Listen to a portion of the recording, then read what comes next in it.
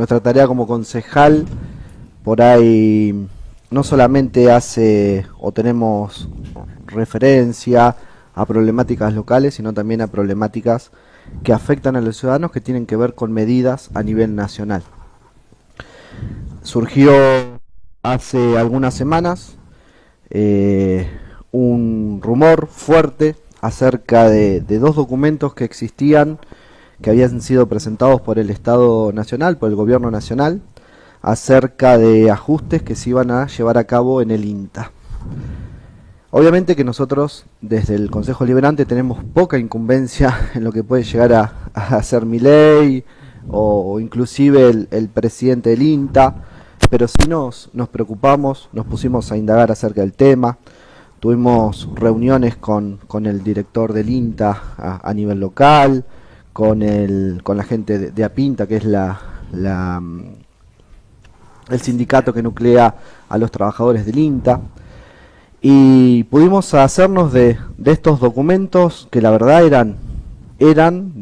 o son realmente muy preocupantes para lo que puede llegar a pasar en la zona. Uno de estos documentos habla, y voy a explicar por qué estoy haciendo este juego con los tiempos. Uno habla acerca del despido de 1043 trabajadores de todo el INTA a nivel nacional, y otro documento igual de grave habla de el pase a disponibilidad de 27.000 hectáreas de tierras productivas que tiene el INTA en todo el territorio nacional, que pasarían a disponibilidad para una futura venta por lo que es la Agencia de Administración de Bienes del Estado. O sea que a cada una de las estaciones experimentales que el INTA cuenta a nivel nacional, le sacarían parte de esas hectáreas y las pondrían a la venta a través de una subasta pública o de la manera que el Estado Nacional determine. Por ejemplo, acá en Hilario Escazubí el documento hablaba claramente que de las 190 y pico hectáreas que tiene actualmente el INTA, 144 se iban a poner a la venta. O sea que el INTA se quedaría solamente con 46 hectáreas para su funcionamiento. Esas 144 que saldrían a la venta, ¿se utilizan actualmente? Se utilizan actualmente. Bien. Se utilizan para hacer ensayos experimentales, las utilizan los productores chicos nuestros, los utilizan los profesionales. El INTA es un instituto que a lo largo de las últimas décadas ha generado un montón de cosas para nuestra región, y hablo ahora sí desde lo local. Entonces, al aparecer estos documentos, realmente nos preocupamos y presentamos un proyecto en el Consejo Deliberante. ¿Por qué digo esto? Presentamos y el miércoles se aprobó, solicitándole al Consejo Directivo del INTA a nivel nacional que no apruebe estas dos propuestas del Estado Nacional. ¿Sí? ¿Por qué? Porque todavía no se había llevado a la votación de estas propuestas.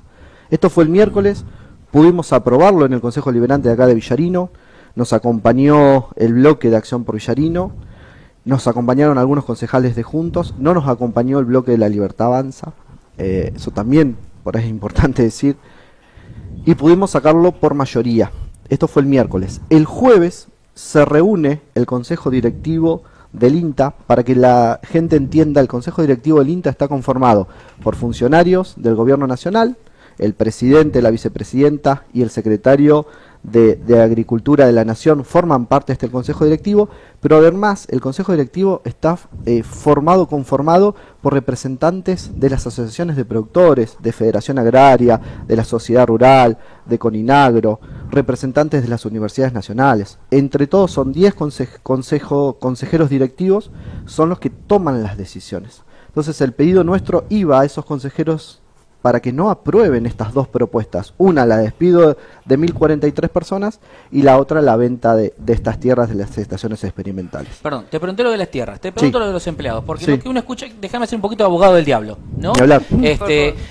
Uno lo que escucha son empleados que entraron a último momento, que los ingresaron cuando el gobierno anterior ya sabía que se iba, y que esa es la justificación que se hace, que no cumplen función alguna, con la cual es un gasto para el Estado. Permitime decirte esto. Yo creo que INTA es una de las instituciones del Estado más transparentes. Cada profesional entra por concurso a INTA. Y aparte, en nuestro proyecto está, los últimos 20 años, la planta de INTA ha sido permanente en cantidad. Obviamente se han ido jubilando profesionales y se ha llamado a concurso y se han presentado otros profesionales para cubrir esos puestos.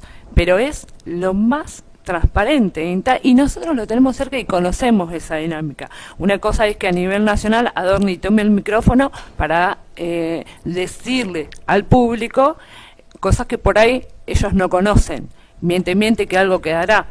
Pero INTA se ingresan los profesionales por concursos. Cada programa no es local de un profesional que va a decir, bueno, yo voy a trabajar con este grupo, voy a trabajar esta temática. Cada programa de INTA se charló y depende del consejo directivo de profesionales que, como te decía Fabián, están conformados por el presidente, vicepresidente, personal del ejecutivo, pero también lo conforman gente de universidades, de instituciones agropecuarias. Cada programa está más que justificado también. Perdón, Roberto, sí. Por ahí, para que quede claro para la sociedad, no hay ni un solo ñoqui en el INTA. Ningún partido político ha metido a nadie en el INTA. Y esto lo podemos afirmar porque nosotros conocemos a los trabajadores del INTA. Ni el intendente actual, ni la intendente anterior, ni el intendente tienen injerencia en la gente que entra. Y eso se lo pueden preguntar a cualquier profesional del INTA. O sea que resumiendo no es tierra que está de sobra, no es la que se va a poner a la venta, y no son trabajadores que están de sobra. No, todo lo contrario. Han intentado desprestigiar a una de las instituciones más prestigiosas en relación a la ciencia y tecnología de América Latina, no de Argentina, de América Latina. Le han quitado presupuestos para funcionar a lo largo del año. Si se aprueba el presupuesto actual que presentó Milei en el Parlamento, lo más probable es que tengamos el mínimo presupuesto para ciencia y tecnología desde el año 2002. O sea que caeríamos a los niveles del año 2002 en cuanto a inversiones en ciencia y tecnología, con lo importante que es la ciencia y la tecnología. Después de hacer ese paréntesis, te sigo con la cronología. El jueves, el Consejo Directivo se reúne, estuvieron horas y horas negociando y acordando ciertas cuestiones, mientras afuera había una movilización enorme de trabajadores del INTA. Imagínate que los ingenieros, que los profesionales se movilicen. O sea, no es común, no es normal. No lograron ponerse de acuerdo. El viernes vuelven a convocar a una nueva reunión. Y por lo pronto se frenaron los despidos de los trabajadores y la venta de las tierras de las estaciones experimentales. No así de dos ventas que ya habían sido publicadas en el boletín oficial. Esto es realmente grave. El 22 de noviembre, hace algunos días, salió publicado en el boletín oficial la venta de uno de los edificios históricos que el INTA tiene en Capital Federal. Se le conoce como el edificio de Cerviño. Salió publicado la subasta, 6 millones y pico de dólares, es la base, uno compra los pliegos y presenta propuestas y supuestamente el 16 de diciembre se abren los sobres. Ahora, salió publicado en el boletín oficial sin que el Consejo Directivo del INTA tome alguna resolución. Bueno, después de estos 10 directivos de acordar, bueno, lo único que acordaron es, seguimos con la venta de este edificio de Cerviño y con algunas hectáreas de una estación experimental en Salta, de Cerrillo se llama. Por lo menos nosotros acá logramos frenar que no se vendan las hectáreas ni que se despidan a los trabajadores. Eso por lo pronto, no es que se anularon los documentos internos, se dejaron por lo pronto sin efecto. Así que seguimos en campaña, seguimos trabajando acerca del tema y bueno, obviamente que nosotros como concejales tenemos que tener alguna posición acerca de estos temas que son tan importantes a nivel nacional, pero que nos influyen a nosotros desde el punto de vista local. ¿Sí? ¿Quiénes son los beneficiados? Porque mucho se habla de cosas que pasan, pero no se sabe quiénes son después los que compran. Bien. ¿Quiénes son los que hacen los negocios con estas tierras, con estos edificios? Bueno. Que muy poco se sabe de eso. ¿Quiénes están con los intereses detrás para poder adquirir este tipo de cosas? O ya sea edificios o sea tierras. Lo primero que dijeron es que las tierras no eran productivas. Totalmente falso. Las tierras son absolutamente productivas y lo podemos nosotros comprobar acá desde el punto de vista local. En los documentos donde se determinaban los polígonos que se iban a vender, inclusive ponían la distancia que tenían del puerto más cercano.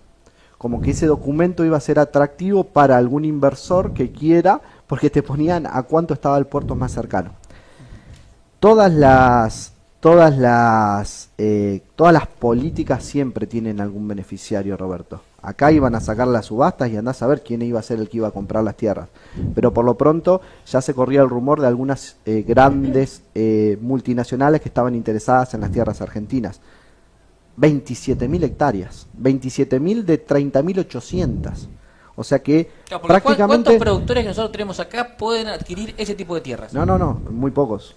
Muy pocos. Es esa cantidad, esa Muy pocos. magnitud, ese movimiento de dinero, Muy pocos. lo pueden Sí, hacer. sí. El desguace que le iban a hacer al INTA, ¿sí?, iba a ser terrible si no se frenaban estos dos documentos. Nosotros hoy el INTA tiene un presupuesto un 22% inferior al del año pasado. O sea que actualmente el INTA está trabajando con un 22% menos de presupuesto. Estos datos reales. Y si se aprueba el presupuesto tal cual lo presentó Milei, el año que viene el INTA va a trabajar con un 46 menos de presupuesto que los del año pasado. O sea que en 2025 va a trabajar con un 46% menos de presupuesto que en 2023. O sea que van a reducir a la mitad las funciones. O sea, están prácticamente restando la importancia a lo que es la ciencia y la tecnología en nuestro territorio. O sea, es una María, medida realmente lamentable. me decía Fabián que charlaron con los del sindicato. Sí. ¿Qué te comentaban? ¿Qué manifestaron? Y ellos nos manifestaban en sus palabras que, bueno, se lo veían venir, lo estaban esperando. Son políticas de Estado. Hablamos de que INTA tiene una historia de acompañamiento a la región. INTA está acá y acompañó el crecimiento de la zona de riego.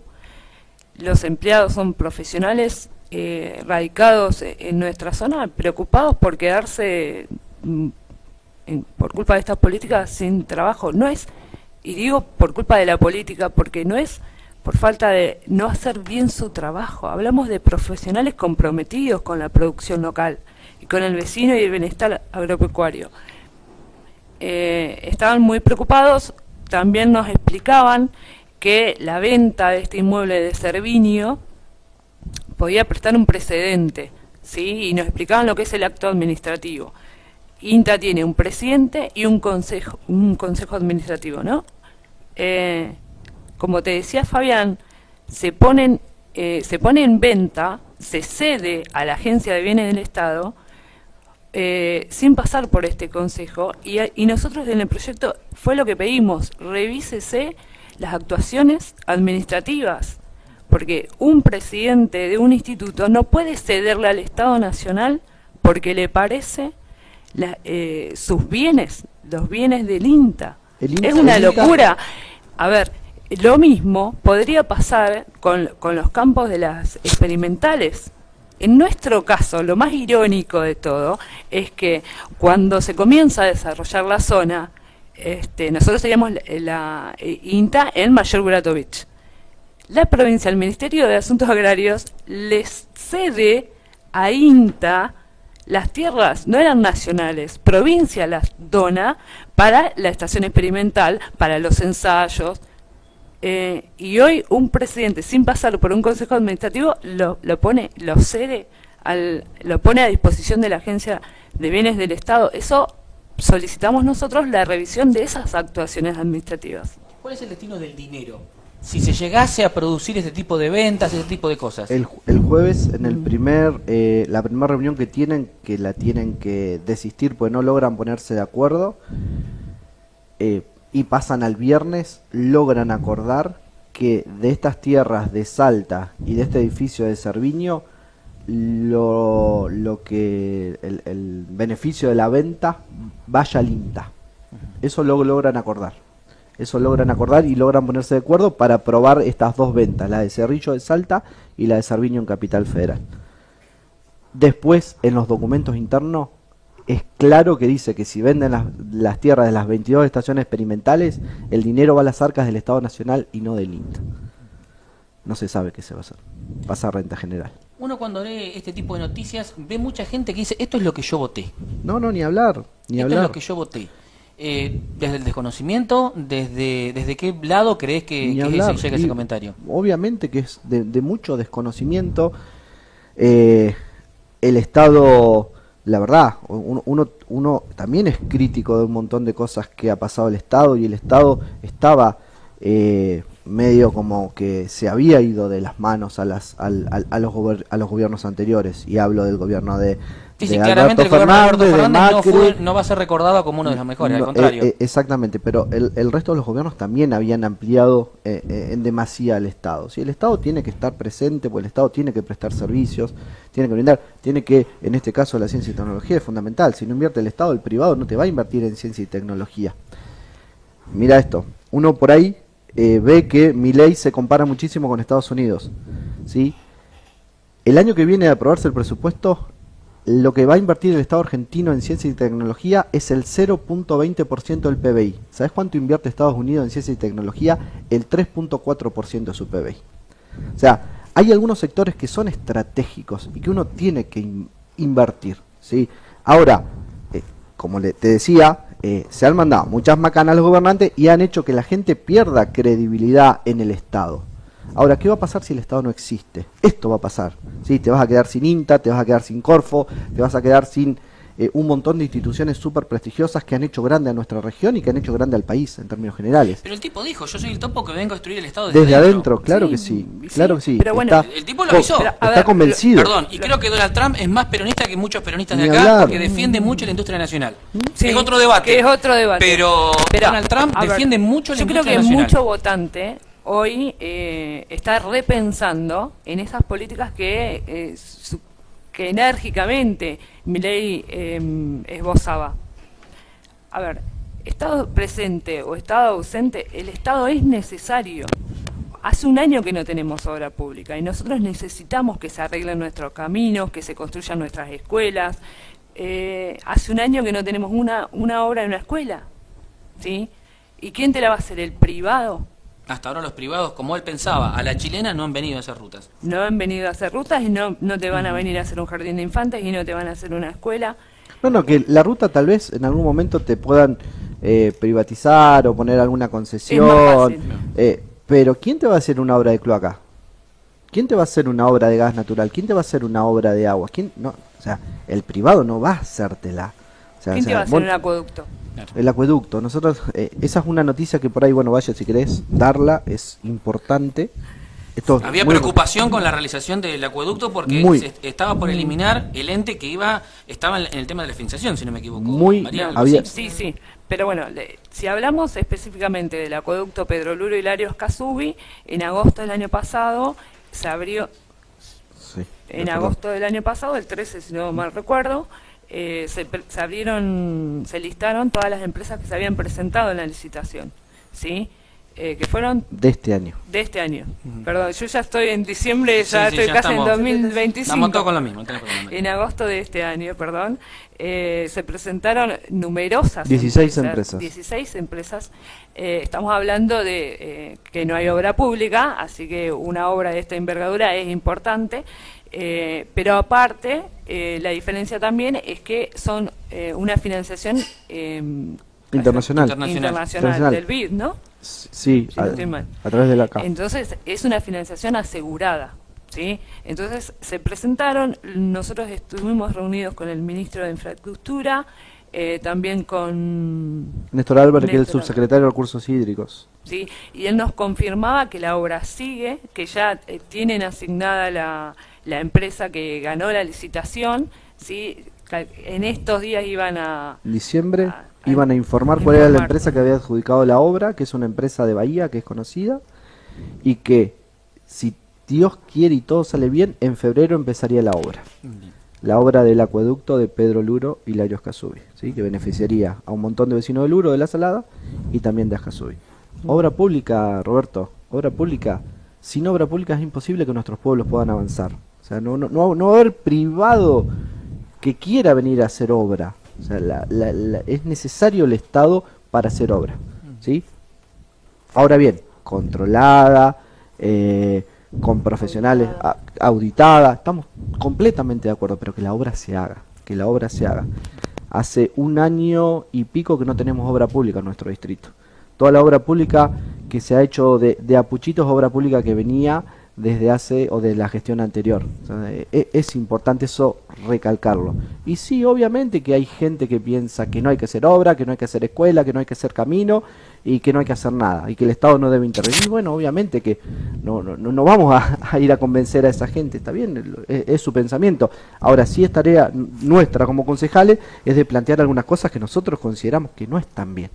Sí, bueno, esto entre todos pudimos ponerle un freno. Y digo entre todos, los concejales, la gente que se movilizó, los directores del INTA, las asociaciones, la asociación de productores. Hubo una carta que es excelente, que son 5 hojas, es de muy fácil lectura, que escriben los exdirectores del INTA solicitando al Consejo Directivo que frenen estas 2 locuras de Milei, porque si no se iba a venir abajo la institución. Prácticamente desaparecía el INTA. Bueno, entre todos se pudo poner un freno. Vamos a ver hasta cuándo. Bien. Hablamos del acueducto Luro La Salada Ascasubi y quiero aprovechar a Noelia, que está aquí con nosotros, porque Noelia han presentado un proyecto para que una delegación, se cree en realidad una delegación permanente en Lago Parque La Salada. Sí, ¿Es así? Sí, el proyecto justamente trata un poco eso, viendo también, viendo La Salada no solamente como un destino turístico, sino como un futuro pueblo, una futura comunidad independiente, ¿no es cierto?, dentro de lo que es el distrito de Villarino. Algunos ya lo consideran como algo, sí, en algunos casos cuando hablas con alguno de afuera, por ahí cree que es otro pueblo. La Hace unos años atrás yo escuché que gente que decía que era un barrio más de Luro, pero en realidad es una comunidad que ya se está haciendo cada vez más autónoma, la misma población local ya requiere ciertos servicios y ciertas cuestiones que tienen que ver con el uso diario del lugar, ¿no? Los recursos que necesita una comunidad que va creciendo. Nosotros para poder hacer el proyecto, justamente lo que hicimos antes fue contactarnos con muchos vecinos para preguntarles también si ellos quieren realmente que haya una delegación, porque por ahí en algunos, viste, es como decir, Pehuenco quiere que Villa Ventana quiere el asfalto, no. Si vos le preguntabas a la gente de Villa Ventana, no quieren el asfalto, la mayoría de la población. Entonces, La Salada quiere tener una subdelegación o una delegación. La mayoría dijeron que era, en muchos casos, hasta urgente. La palabra urgente apareció en esos 20, 30 vecinos que nosotros convocamos con preguntas que nosotros hicimos y ellos nos respondieron muy amablemente. Entonces, en base a esas respuestas, nosotros pudimos elaborar el proyecto. O sea, que es un proyecto que realmente la gente necesita. Y teniendo en cuenta también que La Salada hoy tiene algunos inmuebles que son municipales, terrenos justamente, tiene predios que están de alguna manera, lo que es la plaza, el sector de la plaza, hay un terreno que está preparado, está destinado a lo que es bomberos. O sea, es un destino turístico que fue planificado no solamente como turístico, sino que ahora se está desarrollando como una comunidad que quiere tener. Obviamente ya tiene colegio, tiene jardín, pero por ahí a futuro puede tener hasta un club, puede tener un centro de educación física, puede tener un secundario, ¿por qué no? Un anexo de un secundario como tiene Teniente Origone, por ejemplo. Hay muchas cuestiones que hay que ir pensando en La Salada. Nos pareció muy interesante la idea, la presentamos y bueno, fue aprobado. Estimamos que este gobierno municipal ojalá lo tenga en cuenta, porque también hay que tener, otra de las cuestiones que hay que pensar es que el Luro está creciendo mucho. Y uno ve, por ejemplo, cómo trabaja el delegado del Luro y dice, la verdad, o sea, más con la temporada que se viene, ¿no? Cuánto trabajo, más lo que es la comunidad del Luro en sí, sumado también las problemáticas y todo lo que tiene que ver con La Salada, ¿no? La recolección de residuos, los servicios, la enfermera, o sea, todo lo que hay que llevar a La Salada en verano. Teniendo en cuenta que este verano no va a estar el río habilitado, se prevé que va a haber una temporada muy buena en la Salada. Va a haber mucho turismo, va a haber mucha gente que va a ir y se va a instalar y se va a quedar muchos días, justamente porque va a haber otro lugar como el río, que es muy importante, que no va a estar. Entonces, bueno, hay que prever todo eso. Y yo creo que es un lugar que ya se merece tener una delegación como tiene San Adolfo, como tiene Teniente Origone. El proyecto ya fue aprobado, ahora depende del Ejecutivo. Ahora depende del Ejecutivo. Nosotros hicimos todos los estudios y fundamentamos todo como para que el Ejecutivo lo tenga en cuenta, que yo creo que le va a facilitar un montón de cosas. ¿Cuánta gente más o menos estable hay en la laguna? Hay entre 600 y 700 personas, por lo que nosotros la información que nosotros pudimos recabar. ¿Y en Origone, como para tener una referencia de espacios chicos? Yo creo que llegan a 100. 120. Claro. Bueno, por el padrón seguramente no, más claro, o menos lo sacás. Y San Adolfo menos de 100. Claro, bueno, y tiene su delegación propia. Exacto. Sí, convengamos que están también un poco más alejados del resto. Sí, lógico. Pero bueno, pero quizás el número por ahí lo justifica. Hablamos de la Salada, presentaron un proyecto para la seguridad de los destinos turísticos, ¿me lo comentás rapidito? Sí, antes no, que se aprobó, es una ordenanza, surge ya hace algunos meses, tuvimos una situación realmente lamentable el año pasado con un joven que falleció en La Chiquita y que en el momento en que fallece no estaba ni la enfermera, ni la ambulancia. Hubo una situación bastante lamentable que bueno, no vale la pena recordar. A partir de eso creamos una ordenanza para que en la época estival, o sea en el verano, en la temporada de verano, el municipio tenga la obligación de tener enfermero, ambulancia y guardavida en los destinos turísticos que el municipio habilite para la temporada. Ahí recién por ahí planteaba Noé que sabemos de manera extraoficial que este año el río no va a estar habilitado como destino turístico. Claro, sí. ¿Qué implica eso? No tener ni enfermero, no tener guardavidas, ¿sí? Va a ser complicado porque es difícil después el control también. Responsabilidad de cada uno. Sí. Es responsabilidad de cada uno y un poco nosotros también le pedimos al Estado municipal generar una campaña de concientización en forma urgente porque sin ir más allá, los días anteriores que había hecho calor, había gente bañándose en el río viene realmente peligroso. Bueno, hay que generar una campaña de concientización, con un cartelito solo no alcanza, ¿sí? Tal vez haya que poner alguna persona que vaya concientizando, informando a la gente que está peligroso, que no hay guardavida y que no se puede bañar. La ordenanza hablaba de eso, habla de seguridad en cuanto a no solamente policía, sino guardavida, enfermero y ambulancia. En Chapalcó, en La Chiquita, en La Salada y obviamente que hablábamos del río, pero bueno, este año el río no va a estar habilitado como lugar turístico, así que bueno, por lo menos estos 3 lugares, hoy el municipio tiene la obligación por ordenanza de tener estos servicios que son básicos para la seguridad de cualquier destino turístico. Y la última, cortita, ¿lograron que se televisen los sorteos de terrenos municipales? Sí, esa es otra ordenanza que logramos aprobar ya hace algunas semanas. Es a partir de este sorteo que va a realizarse esta semana, son los sorteos de Ascasubi. Creo que esta semana son los sorteos de Ascasubi, se tienen que televisar obligatoriamente a través de streaming. Sí, hubieron un montón de llamados de vecinos de otros sorteos que no estaban demasiado transparentes. Así que nada mejor y nada más fácil que sorteo, escribano público, tómbola, que se filme y no queda ningún tipo de suspicacia acerca de cómo se procedió al sorteo. ¿Sí? Así que bueno, eso también salió aprobado por ordenanza y el municipio tiene la obligación de cumplir a partir del próximo sorteo de la transmisión en vivo.